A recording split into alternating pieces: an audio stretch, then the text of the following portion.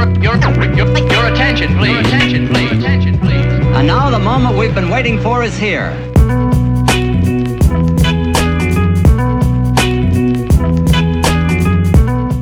Right.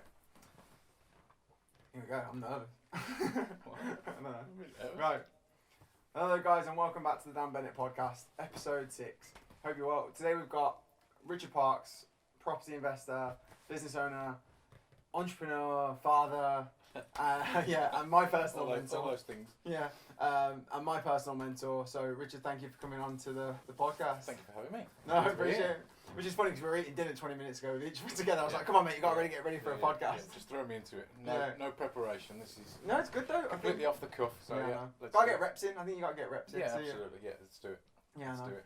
So I wanted to bring you on the podcast. I think when I decided to do this podcast, I was talking to a bunch of influencers, people in their life who've kind of like designed the life they want, the way they want to live it, and they haven't kind of gone down the normal route by any means. Sure. And to be honest, you're probably one of the first people in my life, like a solid figure who's definitely doing that. You know, you've got the property investment business, you've got the garage. You kind of, if you want to take a day off, you're like, right, I'm not working today. You don't really answer to anyone. Obviously, you answer to your customers and you answer to your investors and all that. But absolutely, yeah. You kind of, in some respect, live life on your own means. Is that something that 20 or 30 years ago, did you always have that in your mind, or is that kind of just fabricated and materialised over the course of? No, I think it's something I didn't have any grasp of to start with. I was just kind of obsessed with hard work. I always thought that was going to be the one thing that was going to get me where I wanted to be. And when I started in business at 19, which is I was very young, very naive, very green. And I always thought then, by the time I was 40, I would have everything sorted. I would have everything sorted and be kind of, not sitting on a beach, but, you know, I'd be in a very, very kind of stable place. But I kind of realised as you go along the journey that you never, I think it's a great human trait that you're never actually satisfied. Yeah. You always want more. Yeah. And I think, you know, we are designed to be like that. Yeah. And I think growth is a great thing. And I think, when I got further down the journey, I'm thinking, I'm not going to be that person who's going to just, sit on a beach or something. So, it was a transitional thing, definitely. It's funny, I think you and I share a similar belief where you're like, I never want to retire. I personally don't want I don't ever want there to be there where I'm like, all right, I don't want to do this anymore. I don't want to, I want to sit in bed all day and drink. I don't want that. I think that's a very, very, I don't know, I want to love what I'm doing. I think you're one of the first people to tell me that. You're like, Dan, I don't want to retire. I want to still be doing deals in my 70 and 80 and passing it around to my grandkids, kids, whatever. Yeah, I think I'm very, very fortunate, or maybe I've designed it that way, that I do things that I love doing, and I love owning businesses, and property is my passion. I love property, I love buildings, I love architecture, all that kind of stuff. And to work in something that you love isn't really work, and I enjoy it, and I love viewing properties and going out and valuing them and trying to work deals out with people, and that, you know, that gives me a buzz, and I could never imagine life without that, and I think that's a fortunate place to be. Yeah. And I just, if you said to me now, retirement, no, I've got nothing to retire from. Yeah. I've got. And that's the goal, really, isn't it? Yeah, You know, I love what I do, and I want to keep doing it. That's brilliant. That's brilliant. But you know, I think that's an interesting point as well, because you say you're fascinated by property, architecture, and you built this property investment business, which, you know, it wasn't a huge amount of time ago, really, that you started that. No. Was it? Do you think it's like part of the journey where you find things that are, you know, very interesting to you, and you kind of mold and go along the way? Because it wasn't like you were in your 20s going, I'm going to build a property empire. You weren't really like that. It was kind of later on where you kind of got into it and you're like, this is really fascinating. Yeah. We were fortunate that we were, you know, Tina, my sister, is my business partner, and we were born to parents who had their own business. And that had a big impact on us. We saw them being successful and doing that with their own company, which was in building, so it was kind of property related. And later on in his career, my dad was building houses from the ground up. So it was kind of very much property related, and I think that was in our kind of upbringing, in our blood a little bit. So we were doing okay with the business. We both had some money, and we were thinking, well, what we're gonna do with the money. We were a bit disillusioned with pensions and things. So in 2003, we decided we'd buy a house, and we had no real property knowledge or set strategy of how we were going to do it. We just literally had some money, we lumped it in together, and we bought a house. And we were very fortunate that we bought it in an area of high demand, and we still own the property today, and it still rents out brilliantly. So that was in 2003. 2003, yeah. So that was the biggest thing, that we got right, was we put it in the right place. Other than that, there was no real strategy around how we were doing it. But so yeah, it's worked out really well. But I think that was in the blood, and that kind of came to us. So we stumbled into it, and then it took us years then to. I think it was 14 years between property 1 and property 2, so it was a big gap. But that's insane. That's insane. So do you think it's one of those things where, like, 'cause I know a bunch of people, myself included, you go through this stage, and I think it might have been different for you because you said you've been working in a business since the age of 19. Yeah. But do you think people go through these stages in their life where there is uncertainty and they don't know what they want to do, and because I know from speaking firsthand, there was a period in my life where I was like, I really, really want to do this, and then after 2 years of it, I was like, I don't want to do this anymore. I want to go down other routes. Yeah. And I think is that kind of similar to you, where you had obviously the motor car business, the car garages, and you had multiple of them up and running, and then you saw this property thing. You're like, oh my god, this is what I want to go into now. So do you think that's just really common that people go through these trends almost? Yes, I think it is. I think there was probably 10 years ago I realised that. Looking at other people who were doing well, and I realised a lot of them had multiple sources of income, and I was, determined that was something I was going to set up. I didn't want to rely on one thing for my income. What the hell I was going to do, as well as the garage, in something that we could scale and use as a business, I had no idea. Okay. I knew I wanted to do it, but I had no idea where it was going to come from.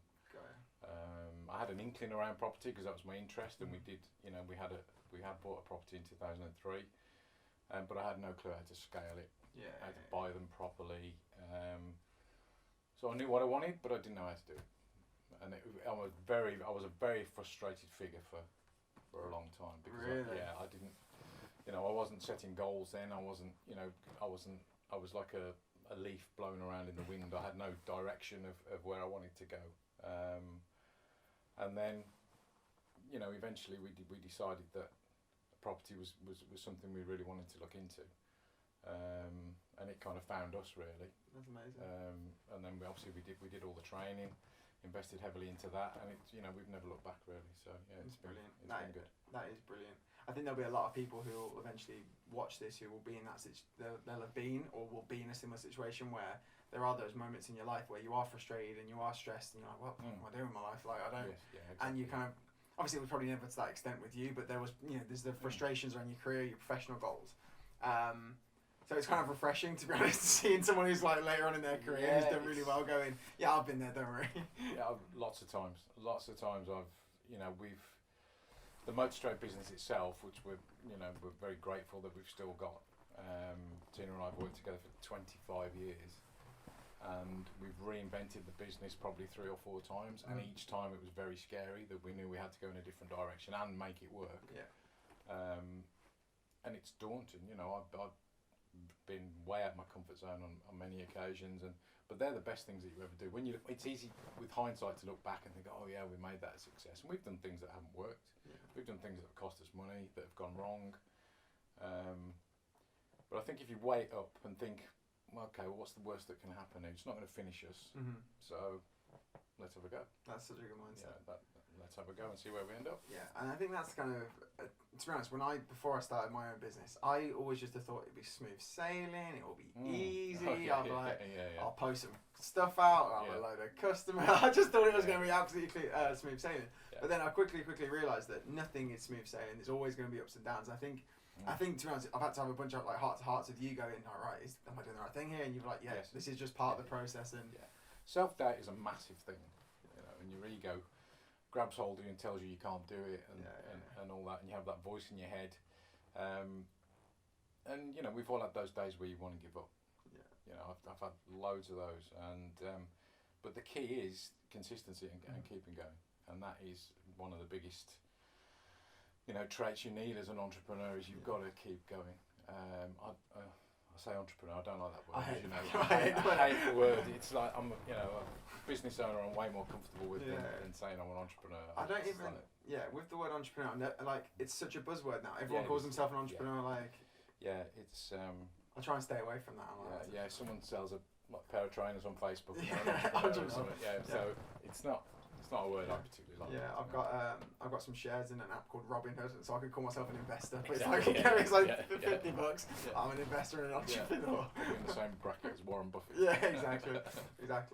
So I think obviously you've had this big career. You know, the career's gone really, really well. Now you've come to the property investment side, which you're obviously scaling, and you know that's where you see the long term. But also another passion of yours is health and fitness, and I think. Sure. You and I have also shared chats about this. We're both into sport. We're both heavily played sport. Really being into health and fitness. But when you were going through your career, you said there was times where you ballooned up in weight. Oh, You know, huge! Yeah, absolutely. I was well, I'm probably just short of 14 stone now, so I was almost 20 stone at one point, bloody hell. which was, you know, not a great place to be physically.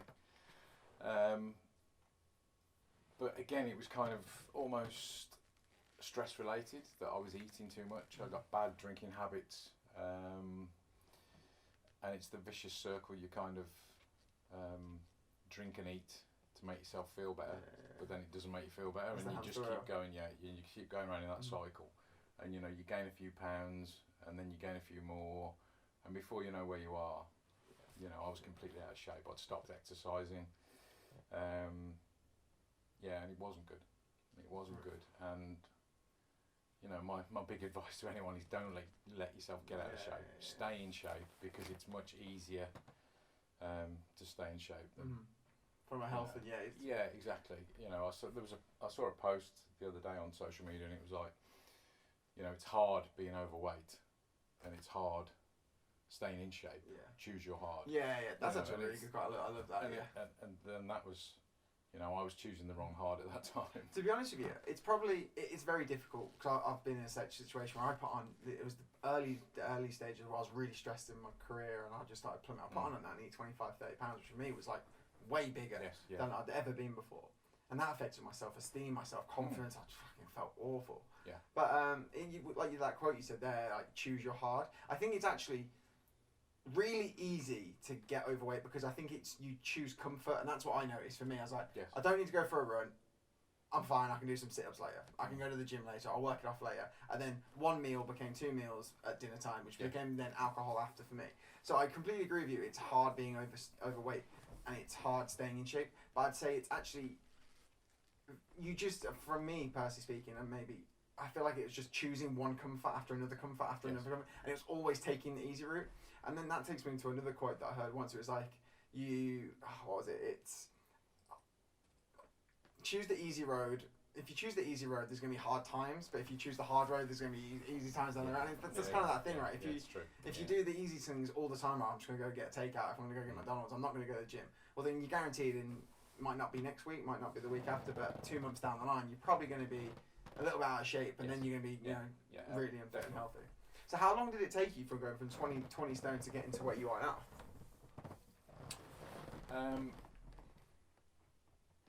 It took me 12 months probably. Lot to shift in 12 months. Yeah, I mean, I stopped drinking. I was living on my own, coming in at night, and started to drink. And I don't know what happened really. I just came in one night, sat down, went to the fridge, and I just closed the fridge, and I was like, "What am I doing?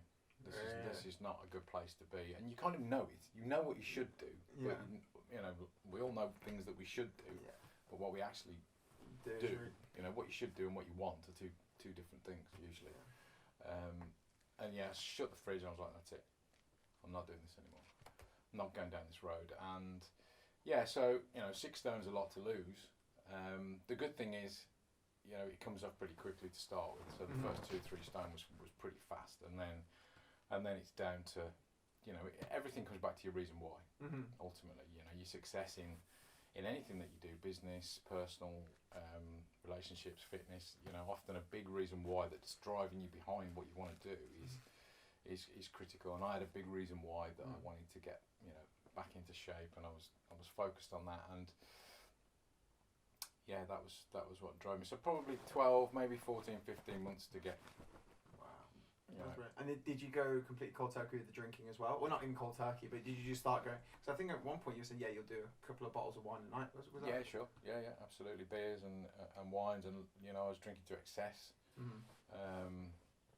which isn't a good place to be. When you're doing it consistently, anyway, it wasn't good. So, yeah, to stop that was to be honest, was fairly easy. I was lucky, I suppose. I wasn't addicted. Yeah, you weren't. I wasn't an alcoholic, but I found myself every day when I finished work, I wanted to drink, and that wasn't a good headspace for me.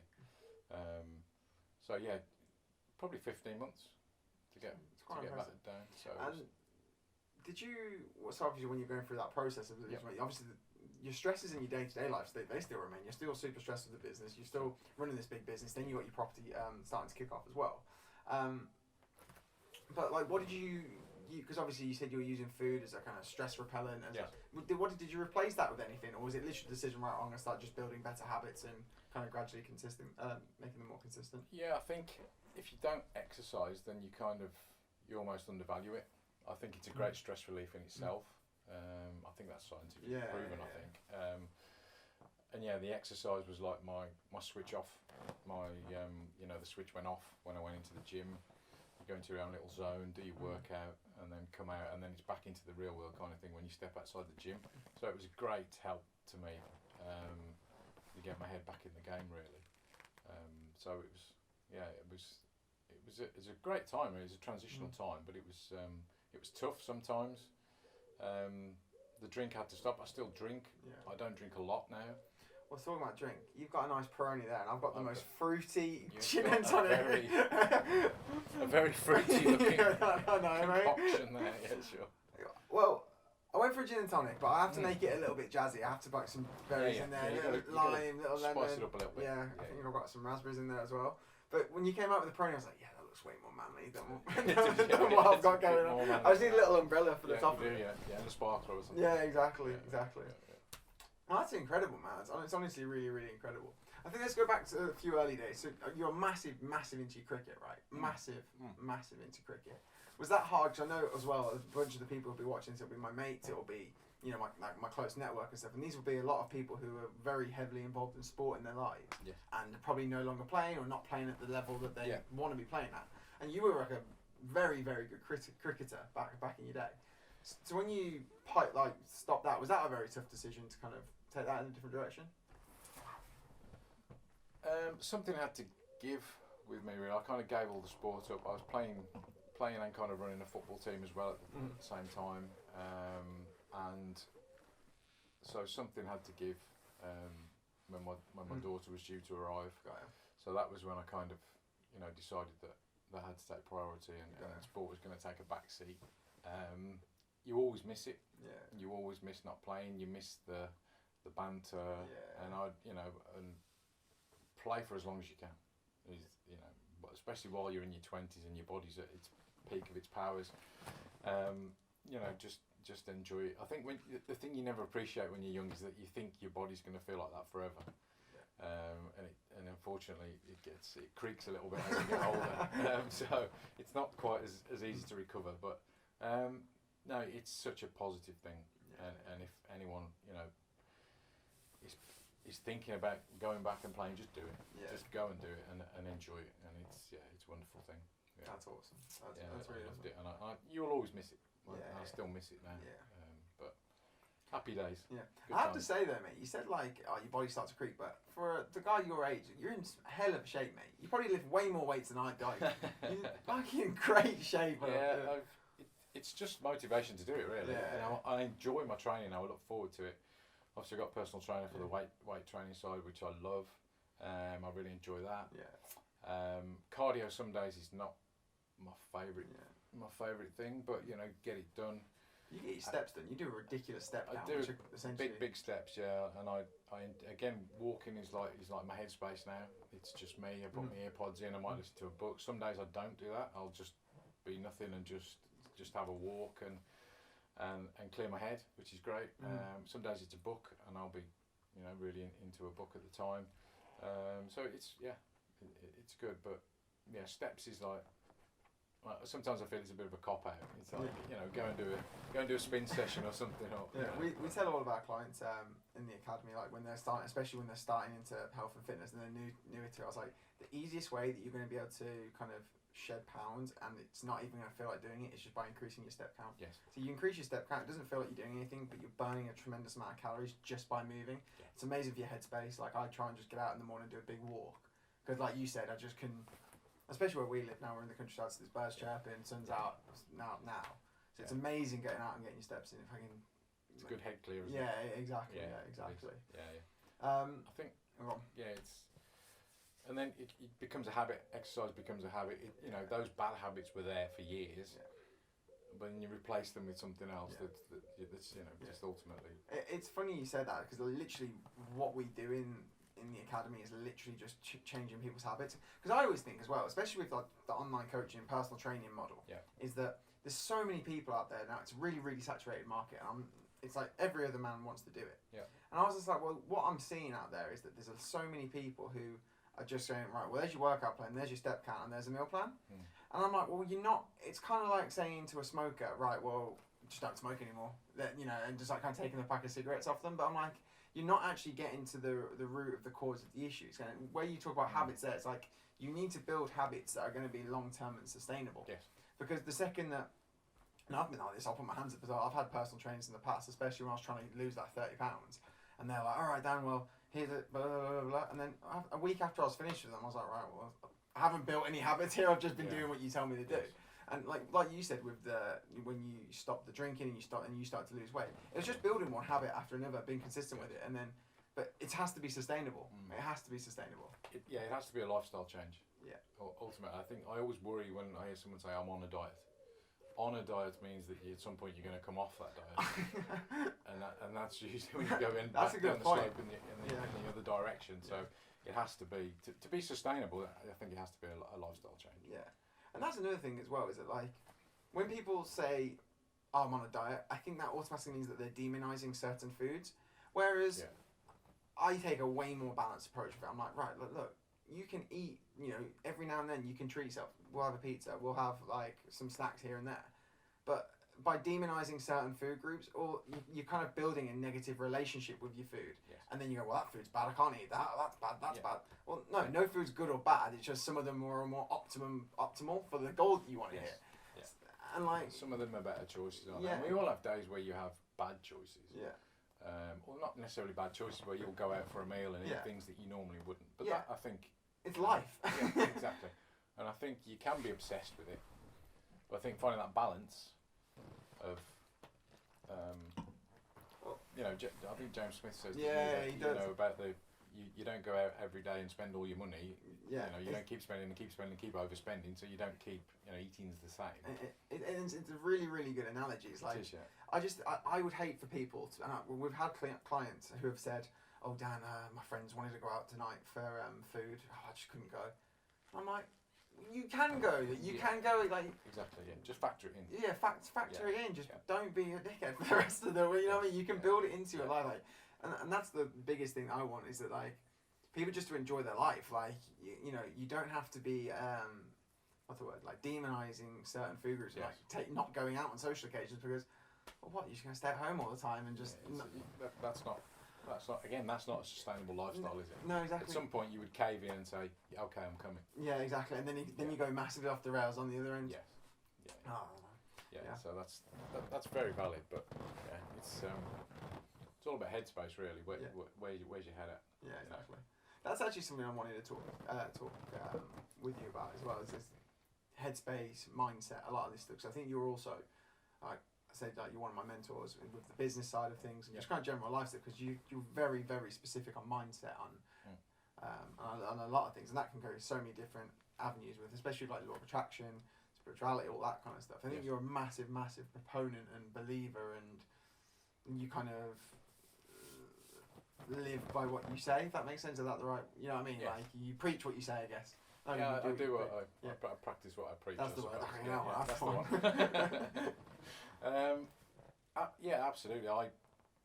Personal development is for me the most interesting topic. I'm fascinated by the mind, how the mind works. The power of the mind, how that affects our life. And it's something I study every day. I love studying it. I'll never be tired of studying it. I know nothing. I think I can't remember whose quote it is now, but what you know is a grain of sand. And what you don't know is everything else basically. Yeah. So it's an amazing topic to study, and it's life changing. Really, it's changed my life for so many more positive things have happened to me in many ways, personally, financially, business wise, body wise, health, fitness. Since I started studying that and working my own mindset out and understanding who you are, and on top of that, what makes you happy and what do you want to do, and working out all those things kind of lines your ducks up a little bit, and it's super powerful. Is that something that you always were interested in, or is that something that you kind of came to later in life where it's completely had this transformative effect on you? Yeah, I've always been interested in it, but I didn't study it actively. Not on any consistent basis like I do now, and have done for the past probably 6, 7, 8 years. When the real biggest changes have come, yeah, for sure. So yeah, I've always been interested in it, and all those kind of things. Yeah, especially spirituality and stuff has been a thread throughout my life. And then personal development on top of that, and they almost go in. They kind of harness together really well. So I think when you kind of say the word spirituality, I think you'd have a very divided room. Some people would think straight of religion, and then other people would think fairies, rainbows, hippie, hippie, woo woo, dreadlocks, and sticks, and exactly, shamans, all that stuff. Yeah, that's it. Yeah. What obviously we don't have to talk about it, but I think you're not necessarily down the religious context. You're more about how vibrations work and how energy works, and how you can manifest things into reality if you. Yes. Yeah, we could do a whole podcast just on that. Yeah, we'll have to. We'll bring you back on for sure. Being fairly brief, I think manifesting is a real thing. Once I believe, these are only what things I believe. Once I understand that we're all kind of interconnected. The whole world is vibration. And then you can study the quantum field, which is another thing that totally fascinates me. And that's Dr. What's his name? Yeah, I like Dr. Joe Dispenza's That's it. Yeah. work and books. I think he's brilliant. Some of it's a bit deep, but it's fascinating stuff. And I believe you can pretty much manifest. Anything you want. Yeah. I think it's I'm right there with you. I genuinely believe you can manifest things into reality if you genuinely believe, but I think there's a double-sided coin. You can't just sit on the couch and go, right, this is going to come to me. I think you have to then put the action steps into place to actually then make it a reality. Yeah, I totally agree. I think most people who are into this kind of thing have watched the film The Secret. Yeah. And The Secret was fantastic in its own way, and talked a lot about manifesting, but it didn't actually tell you anything about it. Yeah. So it kind of brings it up. And there's some things in The Secret I don't think are right. I don't think rubbing a lamp and waiting for someone, not that they mean someone's going to come out, but rubbing a lamp and then waiting around and giving you wishes and it's going to come back to you, that's not how it works, in my experience anyway. So yeah, you're right, you've got to take action, and ultimately you don't manifest what you want. You don't manifest what you want, you will manifest what you are and what you believe you are. And this is another thing when we were speaking and alluding to weight loss, and that comes down then to self-image, because your own self-image will drive what you manifest. I love that. Ultimately, that is what it comes down to. Your own subconscious beliefs around yourself will drive what you attract. Yeah, for sure. So how do you shape your subconscious? Because that's really difficult, because it's very hard. It's very easy for me to go, right, I want to be, I don't know, I want to be in better shape. I want to be in better shape. I want to be in better shape. Yeah. But it's very hard to program your subconscious when you don't have an active control on that. Yeah, there's a few different methods. So mantras are good if you can pitch them in the right way. You know, affirmations. Affirmations, really, a lot of them I think don't work. I think if you want to manifest, say £100,000, you know, saying I want £100,000 won't really cut it, I believe. Yeah. I think if you want £100,000, then you would say something like, how would it feel to have £100,000 in my bank? How would it feel, you know, for me to attract £100,000? Because you have to be, you know, the person you want to be on the other end. So you've got to start with the end in mind and then work back. And kind of reverse engineer it. Yeah, reverse engineer. That's interesting. Think how that person would behave, how they would feel, and then become that person, and then you'll attract them the £100,000. I like that. I like that. I think You can't sit on the couch and say, "I want 100 grand's coming." Come on, you know. Yeah. And then, you know, taking action as well. You know, the universe likes to see you coming out and having a go, and meeting it halfway. So yeah, there's another old saying: God will feed every bird, but He won't put food in the nest. So that means everyone has equal opportunity to have whatever they want, and then Yeah, but you gotta go. but you've got to get off your backside. Yeah, I'm a big believer in that. I think. Goya is the phrase I think they use. Get off your arse. Get off your ass. I like that. Yeah. Oh, I'm going to use that one. That's going to be a hashtag on my post. I love that. Yeah. No, I think that's a really interesting point.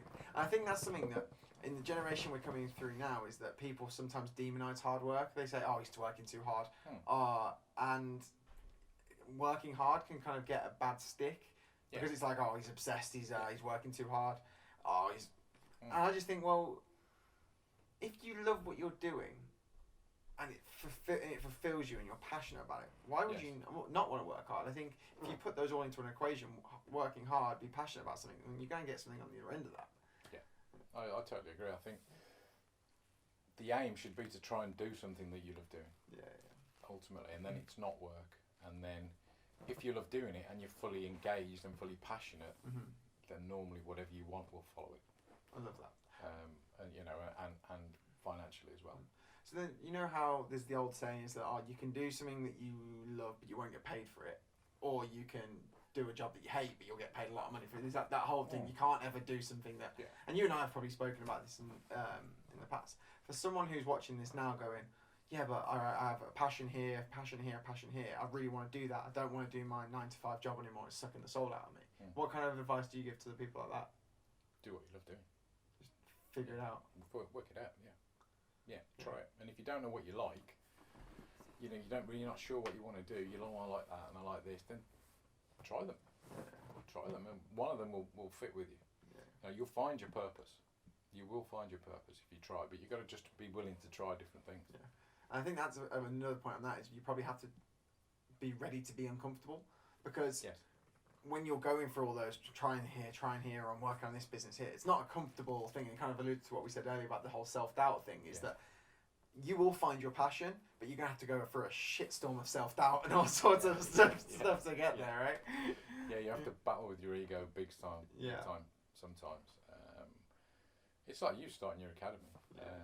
You know, you've had a lot of self-doubt and can I do it? Can't I do it? Should I do it? Will I do it? Yeah.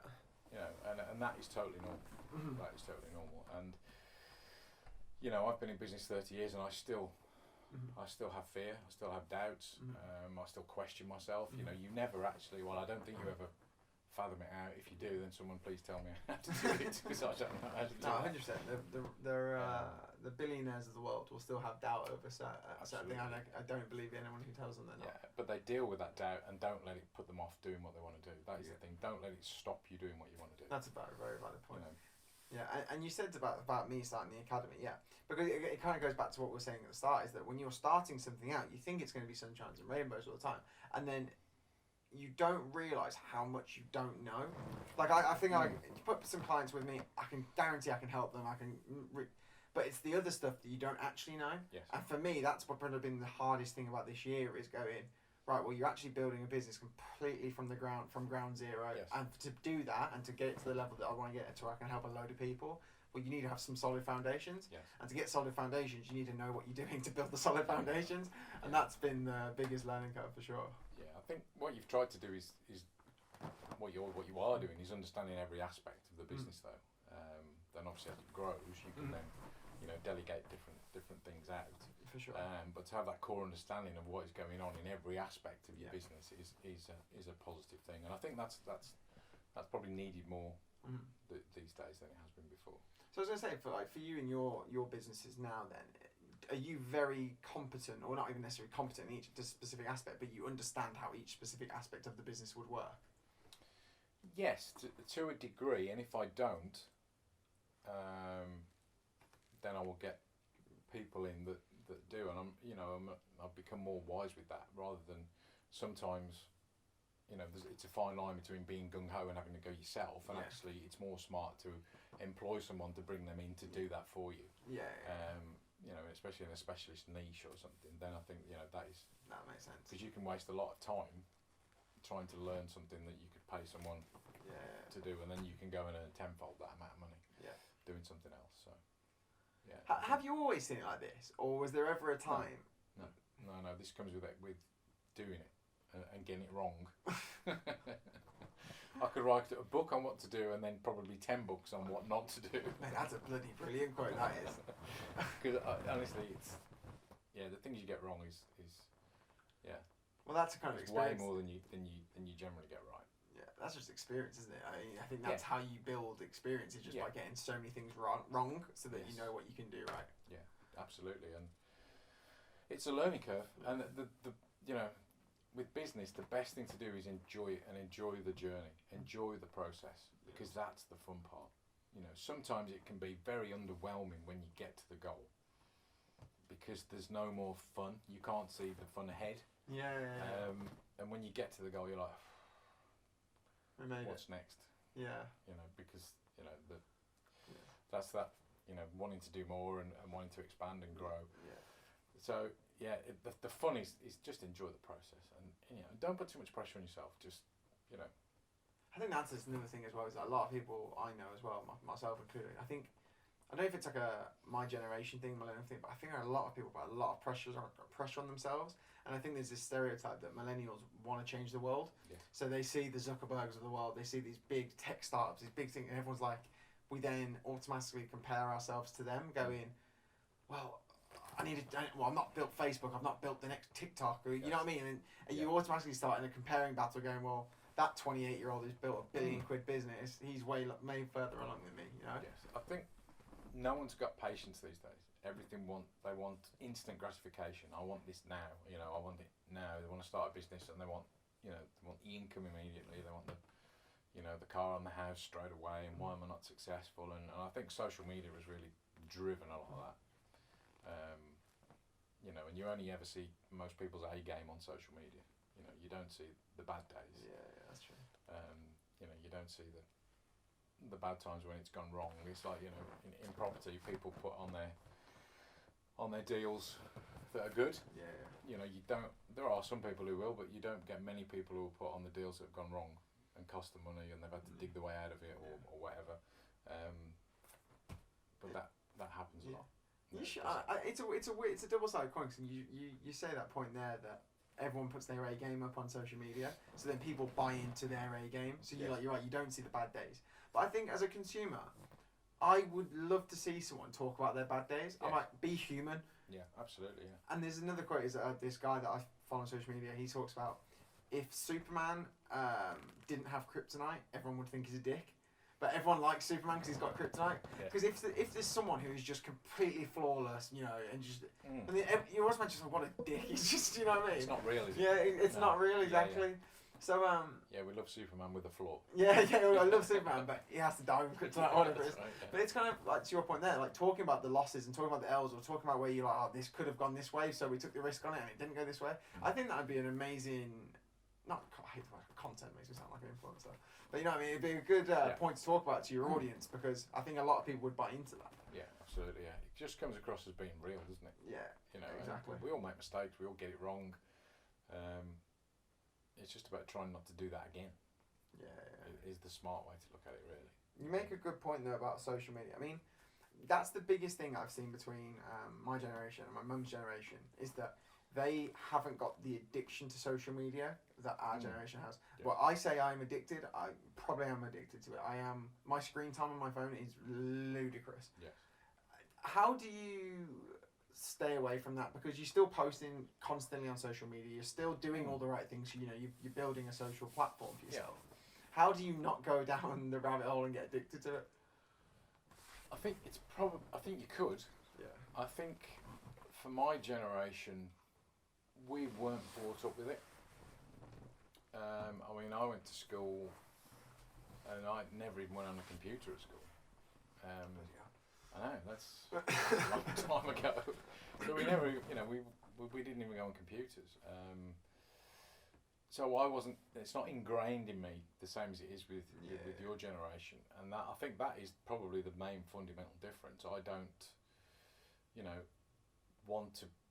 I mean, I'm quite a private person anyway. I know people who are my age who kind of put a lot more on social media than I do. I certainly don't want to put much of my private life on social media. It doesn't, you know, it doesn't kind of give You don't me, get that dopamine. no, it doesn't give me any value, or you know, that's not something I want to do. Whereas younger generation, I think, you know, your generation it's that you're just driven differently. Yeah, it's true. And I then get worried because and I said this word earlier, the comparison thing. When you were brought up with it, and especially the generation below me, Gen Z, or Gen Z, I guess, don't know, whatever it would be. Like, growing up with social media, you are constantly comparing yourself to someone else, and like to someone else's A game, to someone else who is flawless. Yes. And that gets really, really quite sad and toxic, doesn't it? Because that's just a pathway to unfulfillment, in my opinion. Yeah. I think, you know, I wish sometimes we did have mobile phones when I was young. I mean, in my day, it was either you walk round, knock the door, and got the scary mum answering the door, or you had to phone the family phone in the house and get the scary mum on the phone. So, dating was a lot easier with the phone, I'll tell you that. So, you know, so with the phone, it's you know, all that's taken out of it. So, you know, maybe it was more fun then. Maybe it wasn't. I don't know, but it was different for sure. You know, as you went, obviously you said you didn't have phones when you were coming through. So when you were 19 starting your business career, there was no social media. There was no. There was mobile phones at that point. They were just kind of coming in the early 90s. Yeah. So would you have ever thought of a time where you'd be utilising social media for your business? No. Because that's another thing as well, is that in the generation now, is if you are posting content on social media, people are, it's just a wannabe influencer. But you're utilising it in completely business purposes, where you're having a pipeline full of investors come to you and say, hey, what deals have you got going on at the moment? Yeah, it's I swore blind for years I'd never have a Facebook profile, and now I've got 5,000 connections on Facebook. How did that happen? But yeah, it's super powerful. I'm not naive enough to not think that it is so powerful, and almost kind of runs everything now, doesn't it? Runs news, you know, events, obviously. News social stuff, marketing. You know, it's huge. It's taken over the planet, really. So I fully appreciate its power, without having a huge understanding of it. But I understand it's it's very, very beneficial for our businesses, and we've made fantastic connections. That's amazing. Yeah. It's that weird double-sided coin that you've made amazing connections. You know, your business has grown because of social media, but then you're very good at not letting yourself go down that Instagram rabbit hole. You don't even have TikTok, I don't think. No, I don't have TikTok. Yeah. And then, I do pick my phone up and I do scroll. Yeah. But I'm also kind of thinking it's not always a great use of my time. Yeah. And I'm not getting much value from it. So, I'd probably rather be doing something else. Yeah. It's good to have that self-awareness though, because a lot of people, and sometimes myself included, will start scrolling and 20 minutes will go by or 30 minutes will go by, and I'll go, fucking hell, Dan, you were meant to be, what you doing, like... Yeah, I can see easily how that, and I do scroll. I'm not saying I don't scroll, I do, absolutely. And it's mind-blowing. It's mind-blowing. I think some of it, I almost don't want to fully comprehend it. You know, I Yeah. understand its power and and its place, but yeah, I think it's good to draw a line under it sometimes. I wanted to actually talk to you about something actually, and I know you're a really big believer. So, the words we were talking about spirituality earlier. We're talking, and then people nowadays will be like, "Oh, you've got to go meditate. You've got to go meditate." And it's become a very, very popularized subject. You know, you've got to go and find your inner Zen and all that stuff. Yeah. But you're a massive, massive proponent of meditation, right? And Yeah. I think it's probably popularized by my generation now, who are kind of like hippie, kind of woke 25-year-old, 26-year-olds who want to go and meditate. Early life crisis. Yeah, exactly. Yeah, get their core life crisis on and Yeah. go do yoga and stuff. But you're a massive believer in meditation. Does it just gets you more grounded, more centered, and sets you up for the day, right? Yeah, sure. It's a really powerful thing. It's a really powerful tool to have in your toolbox. I think. I do it. I mean, I don't think there's a kind of little scientific things that it's very good very early in the morning. I think most people are early in the morning or late at night. I'm not sure it's any real benefit of doing it in the middle of the day or it's any particular difference. But yeah, I like. Again, it's just the calmness it brings, and that you really get a kind of understanding of yourself and where you're at, and being able to calm your mind at will, I think is a great skill. That's powerful. I think it's a great skill, and I've used it a lot in all different kind of situations, and it's also a great tool if you really study it for being able to manifest things into your life. Is another way maybe you can utilize it, and when you start studying someone like Dr. Joe, who I love his work, then I mean the things that he's done is incredible. Yeah, and so I enjoy it. I love it. I'm an early morning meditator. Can't miss a day. It's a non-negotiable. You know, my two non-negotiables are 10,000 steps and meditation. Yeah, so that's. How long have you been doing that for now? I've been meditating for probably 3 to 4 years, but every day consistently for about 2 years now. Yeah. And if you, I guess you've been doing it for 2 years, but would you feel like, so say if you missed a day tomorrow morning, right? Would you just be completely out of whack, you think, by this point, or do you think you'd be out of kilter a little bit? It sounds a bit weird, but I kind of know when I haven't done it. I wouldn't say I'd be completely out of whack or out of kilter, but I'd be a bit disgruntled with myself that I hadn't done it. Okay. But that's probably more from the fact that it's like a non-negotiable, like you feel like I haven't done what I was meant to do. That's understandable. Yeah. I'm like that now. If I miss whatever it is, my morning eve, if I miss the morning eve, I'm like, I feel like I'm a wreckhead or something. Yeah. So that's insane. Yeah, I think some things can derail you a little bit, but you know, again, it's just perception. Really. Yeah, that's good. So, what's the goal then? So, obviously, you know, you've achieved like a lot. Like to the common person, you've achieved a monumental amount of success. You've been in business for over 30 years now, which I know it was your 30-year anniversary. It was beginning of this month, yeah. Yeah, which is incredible. Yeah. You know, obviously, you want to scale your property business. And you said you don't ever want to retire. Have you got specific goals that you aim to hit in the coming years? Like, have you got anything that you're like, right, that's my big milestone that I'll want to do? I am a big goal setter. I've got longer term goals, but my honest philosophy is just to keep enjoying it. Enjoy every day. Every day is a blessing, and just enjoy it. Don't put too much pressure on yourself. Have fun, and just go with it. Yeah, just go with it, and keep studying myself. Keep trying to work out what it's all about, and go with the flow. Yeah, enjoy. That's brilliant. Richard, thank you for coming on the podcast, man. That was brilliant. Thank you. Enjoyed it. Guys, thank you so much. If you like that, please like, subscribe, comment, follow. Thanks, guys. See you on the next one. Bye. Do it. Oh.